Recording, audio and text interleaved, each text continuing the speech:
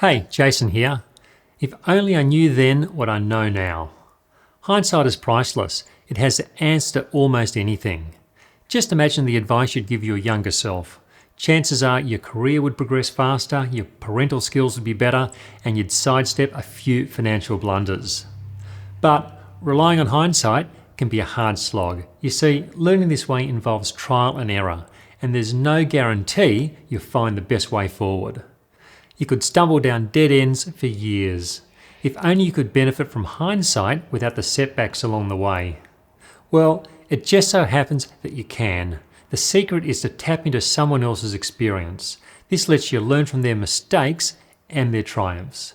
It gives you an up-close look at what it takes to be successful. And that's exactly how I began my career. I was lucky enough to get my start in an investment bank dealing room. My colleagues were some of the best traders in the business. I learned to do exactly what they did. I made their trading strategies my strategies. And I used their mental tricks to sidestep fear and maximize my profits. This helped me improve quicker than I would have on my own. There's no doubt about it. Being around the right people is one of the best ways to lift your game. They provide a ready-made model of success. It's then a case of adopting their tried and tested strategies for yourself.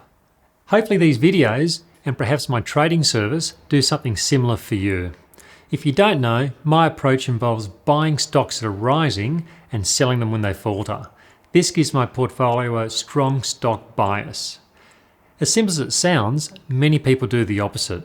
They buy stocks that are falling and then sell them if they have a modest profit. Just think about your own trading. Have you ever bought a weak stock hoping for a recovery?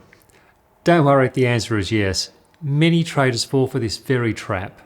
While it may seem like you're getting a bargain, weaker stocks often get weaker, and many get a lot weaker.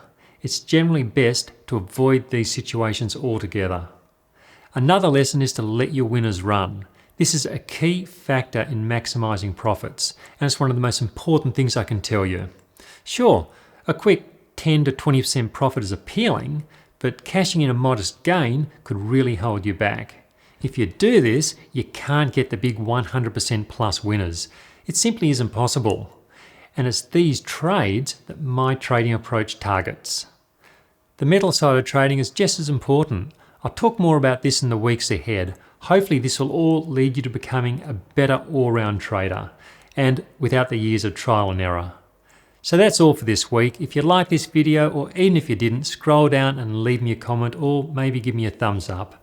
Also, if you're watching this anywhere other than my website, motiontrader.com.au, then head over and have a look. So until next time, I'm Jason McIntosh, and let's find some trends this week.